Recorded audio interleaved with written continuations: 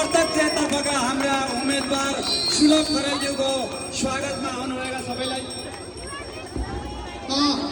आदरणीय सम्पूर्ण दाजुभाइ दिदीबहिनीहरू, सिसौँ डाँडाका घन्टी मित्र सबै आमा बुवा दाजुभाइ दिदीबहिनीहरूलाई राष्ट्रिय स्वतन्त्र पार्टी रूपन्देही क्षेत्र नम्बर 2 चुनाव परिचालन समिति हार्दिक धन्यवाद ज्ञापन गर्दछ।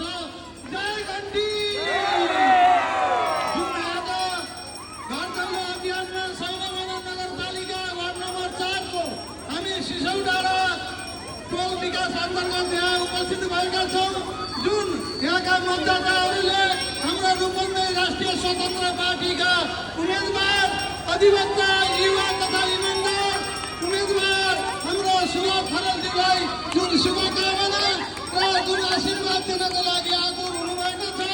अब आउने यही फागुन 21 गते पक्कै पनि घन्टी चुनाव चिन्हमा भोट दिएर बहुमतका साथ जिताउनु हुनेछ भन्ने कुरा